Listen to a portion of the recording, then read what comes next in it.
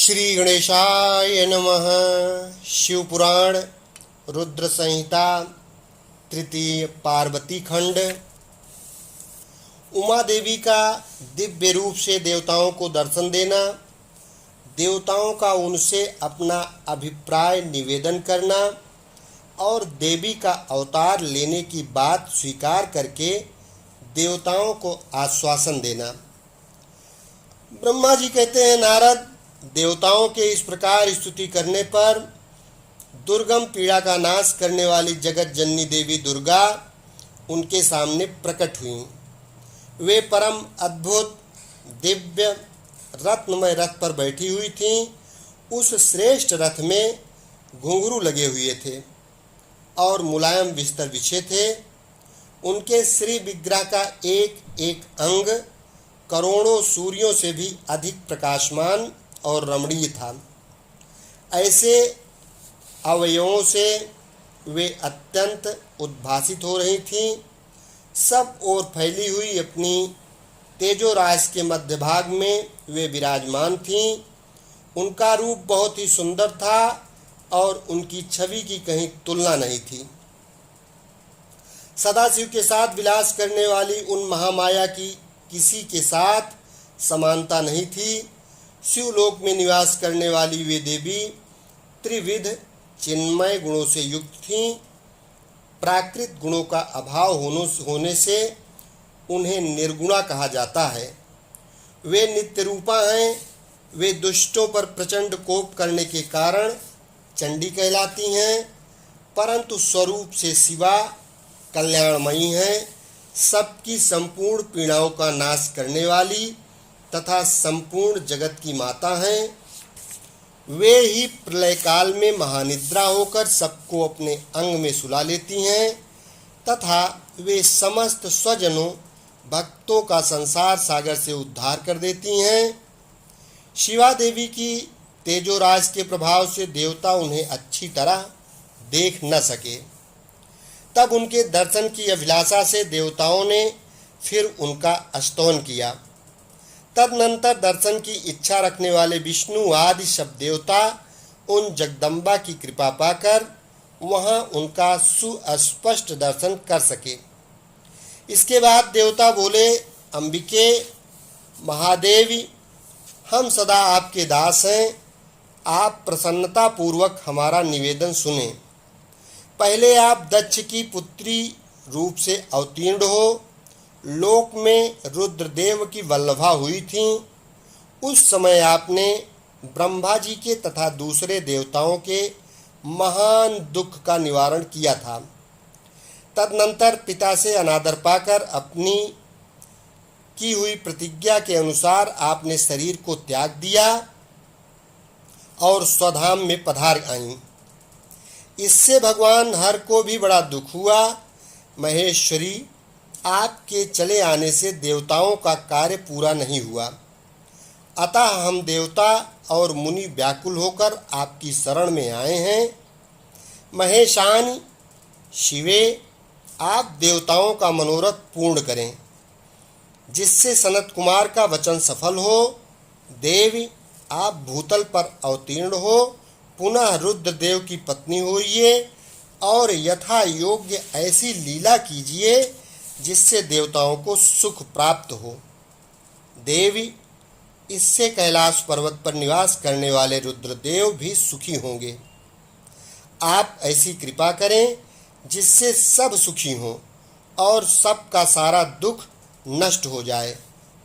ब्रह्मा जी कहते हैं, नारद, ऐसा कहकर विष्णु आज सब देवता प्रेम में मग्न हो गए और भक्ति से विनम्र होकर चुपचाप खड़े रहे। देवताओं की ये स्तुति सुनकर शिवा देवी को भी बड़ी प्रसन्नता हुई। उसके हेतु का विचार करके अपने प्रभु शिव का स्मरण करती हुई भक्तवत्सला दयामयी उमा देवी उस समय विष्णु आदि देवताओं को संबोधित करके हंसकर बोली। उमा ने कहा, हे हरे, हे विधे और हे देवताओं तथा मुनियों, तुम सब लोग अपने मन से व्यथा को निकाल दो और मेरी बात सुनो। मैं तुम पर प्रसन्न हूँ, इसमें संशय नहीं है। सब लोग अपने अपने स्थान को जाओ और चिरकाल तक सुखी रहो। मैं अवतार ले मेना की पुत्री होकर उन्हें सुख दूंगी और रुद्रदेव की पत्नी हो जाऊंगी। यह मेरा अत्यंत गुप्त मत है। भगवान शिव की लीला अद्भुत है, वह ज्ञानियों को भी मोह में डालने वाली है। देवताओं, उस यज्ञ में जाकर पिता के द्वारा अपने स्वामी का अनादर देख जब से मैंने दक्ष जनित शरीर को त्याग दिया है, तभी से वे मेरे स्वामी कालाग्नि रुद्रदेव तत्काल दिगंबर हो गए। वे मेरी ही चिंता में डूबे रहते हैं। उनके मन में यह विचार उठा करता है कि धर्म को जानने वाली सती मेरा रोष देखकर पिता के यज्ञ में गईं और वहाँ मेरा अनादर देख मुझ में प्रेम होने के कारण उसने अपना शरीर त्याग दिया। यही सोचकर वे घर बार छोड़ अलौकिक वेश धारण करके योगी हो गए। मेरी स्वरूप भूता सती के वियोग को वे महेश्वर सहन न कर सके। देवताओं, भगवान रुद्र की भी यह अत्यंत इच्छा है कि भूतल पर मेना और हिमांचल के घर में मेरा अवतार हो, क्योंकि वे पुनः मेरा पाणी ग्रहण करने की अधिक अभिलाषा रखते हैं। अतः मैं रुद्रदेव के संतोष के लिए अवतार लूंगी और लौकिक गति का आश्रय लेकर हिमालय पत्नी मेना की पुत्री होंगी। ब्रह्मा जी कहते हैं, नारद, ऐसा कहकर जगदम्बा शिवा उस समय समस्त देवताओं के देखते देखते ही अदृश्य हो गईं और तुरंत अपने लोक में चली गईं। तदनंतर हर्ष से भरे हुए विष्णु आदि समस्त देवता और मुनि उस दिशा को प्रणाम करके अपने अपने धाम को चले गए। इस प्रकार अध्याय 4 संपन्न हुआ। मेना को प्रत्यक्ष दर्शन देकर शिवा देवी का उन्हें अभीष्ट वरदान से संतुष्ट करना तथा मेना से मैनाक का जन्म। नारद जी ने पूछा, पिताजी, जब देवी दुर्गा अंतर्ध्यान हो गईं और देवगण अपने अपने धाम को चले गए, उसके बाद क्या हुआ? ब्रह्मा जी ने कहा, मेरे पुत्रों में ज्येष्ठ विप्रवर नारद जब विष्णु आदि देव समुदाय हिमालय और मेना को देवी की आराधना का उपदेश दे चले गए, तब गिरिराज हिमालय और मेना दोनों दंपत्ति ने बड़ी भारी तपस्या आरंभ की। वे दिन रात शंभु और शिवा का चिंतन करते हुए भक्ति युक्त चित्त से नित्य उनकी सम्यक रीत से आराधना करने लगे। हिमवान की पत्नी मेना बड़ी प्रसन्नता से शिव सहित शिवा देवी की पूजा करने लगीं। वे उन्हीं के संतोष के लिए सदा ब्राह्मणों को दान देती रहीं। मन में संतान की कामना ले मेना चैत्र मास के आरंभ से लेकर 27 वर्षों तक प्रतिदिन तत्परता पूर्वक शिवा देवी की पूजा और आराधना में लगी रहीं। वे अष्टमी को उपवास करके नवमी को लड्डू, बलि सामग्री, पीठी, खीर और गंध पुष्प आदि देवी को भेंट करती थीं। गंगा के किनारे औषधि पृष्ठ में उमा की मिट्टी की मूर्ति बनाकर नाना प्रकार की वस्तुएं समर्पित करके उसकी पूजा करती थीं। मेना देवी कभी निराहार रहती, कभी व्रत के नियमों का पालन करती, कभी जल पीकर रहती और कभी हवा पीकर ही रह जाती थीं। विशुद्ध तेज से दमकती हुई दीप्तिमती मेना ने प्रेम पूर्वक शिवा में चित्त लगाए 27 वर्ष व्यतीत कर दिए। 27 वर्ष पूरे होने पर जगन्मयी शंकर कामनी जगदम्बा उमा अत्यंत प्रसन्न हुई। मेना की उत्तम भक्ति से संतुष्ट हो वे परमेश्वरी देवी उन पर अनुग्रह करने के लिए उनके सामने प्रकट हुई।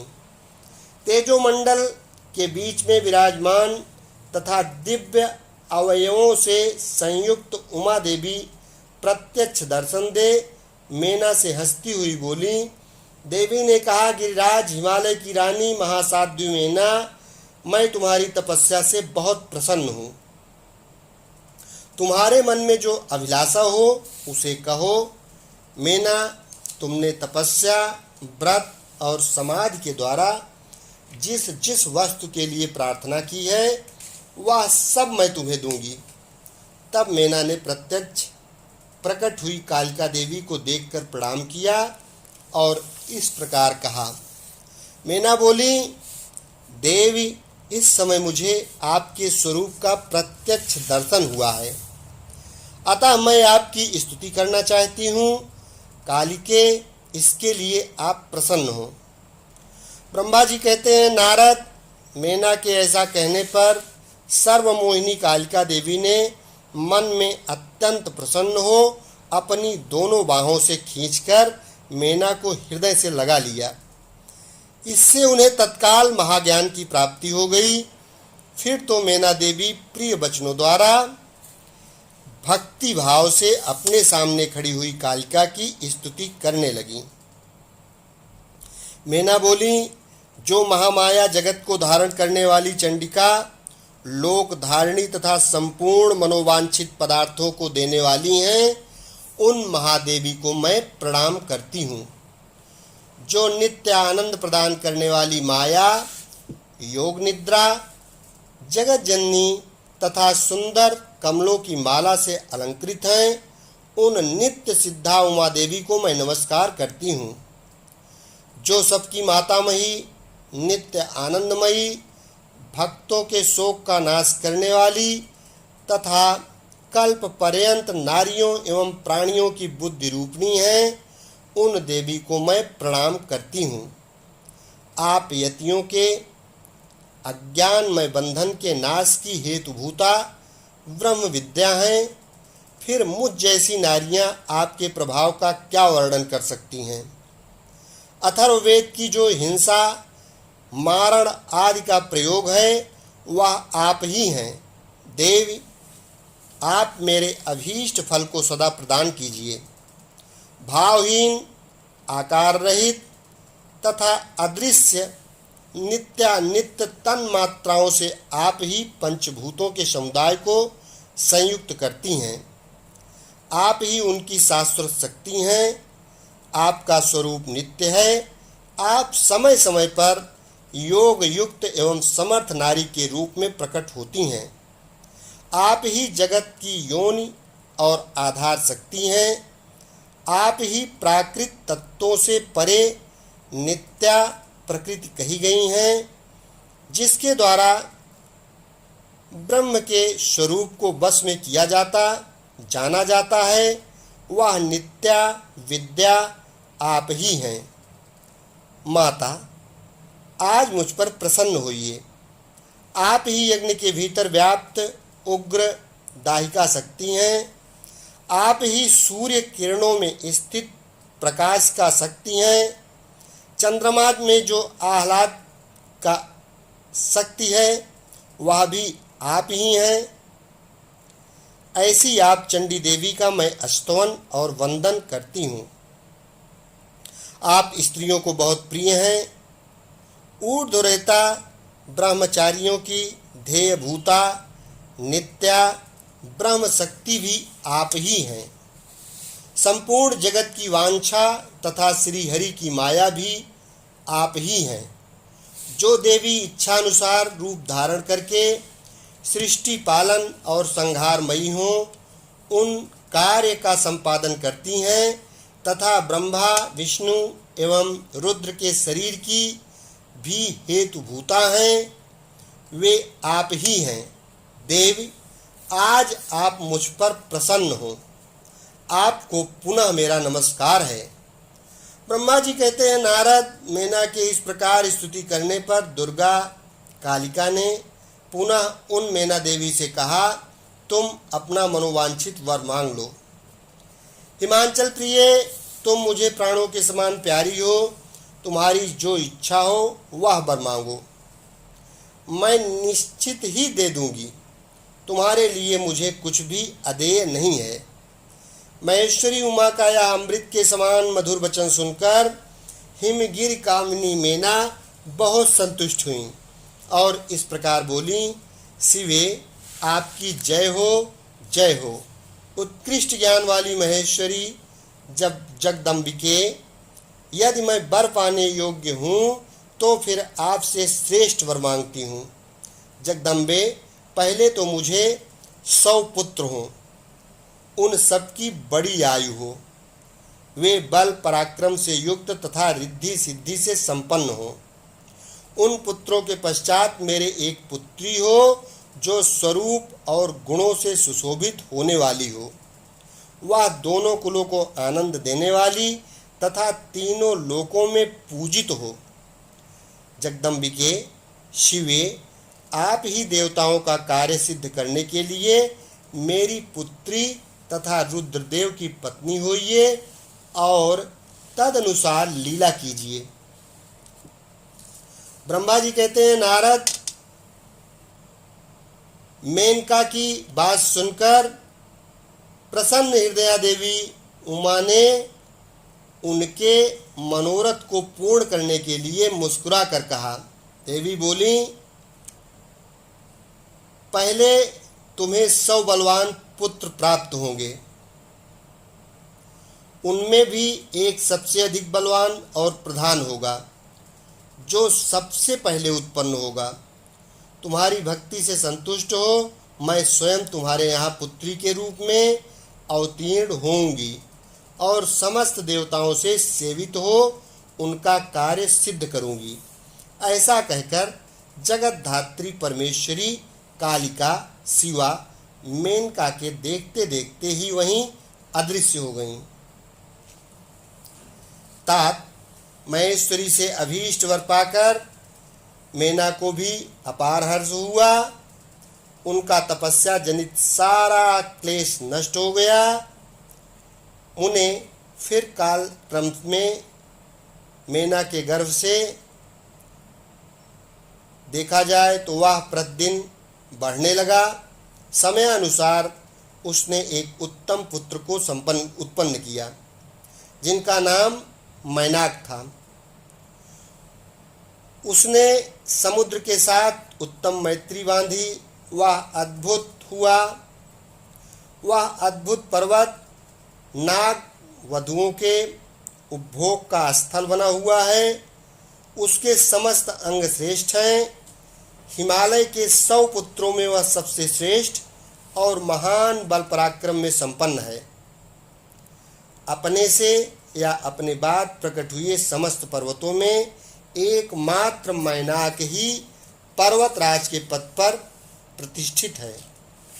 अध्याय 5 संपन्न हुआ। अध्याय 6 देवी उमा का हिमवान के हृदय तथा मेना के गर्भ में आना। गर्भस्था देवी का देवताओं द्वारा स्तवन, उनका दिव्य रूप में प्रादुर्भाव, माता मेना से बातचीत तथा नवजात कन्या के रूप में परिवर्तित होना। ब्रह्मा जी कहते हैं, नारद, तदनंतर मेना और हिमालय आदर पूर्वक देव कार्य की सिद्धि के लिए कन्या प्राप्ति के हेतु वहां जगत जननी भगवती उमा का चिंतन करने लगे, जो प्रसन्न होने पर संपूर्ण अभीष्ट वस्तुओं को देने वाली हैं।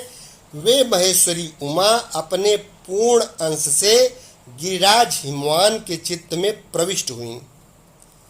इससे उनके शरीर में अपूर्व एवं सुंदर प्रभा उतर आई। वे आनंद मग्न हो अत्यंत प्रकाशित होने लगे। उस अद्भुत तेजोराज से संपन्न महामना हिमालय अग्नि के समान अदृश्य हो गए।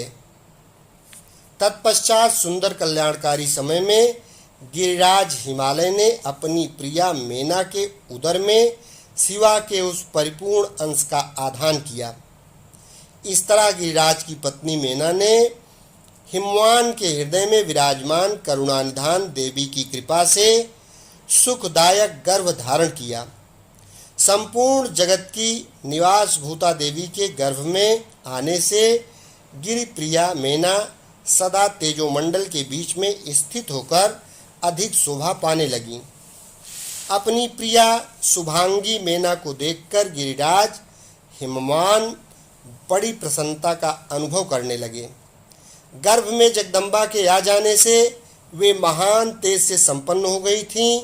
मुने उस अवसर में विष्णु आदि देवता और मुनियों ने वहां आकर गर्भ में निवास करने वाली शिवा देवी की स्तुति की और तदनंतर महेश्वरी की नाना प्रकार से स्तुति करके प्रसन्न चित्त हुए वे सब देवता अपने अपने धाम को चले गए। जब 9वां महीना बीत गया और 10वां भी पूरा हो चला, तब जगदम्बा कालिका ने समय पूर्ण होने पर गर्भस्थ शिशु की जो गति होती है उसी को धारण किया, अर्थात जन्म ले लिया। उस अवसर पर आद्याशक्ति सती साध्वी शिवा पहले मैना के सामने अपने ही रूप में प्रकट हुई।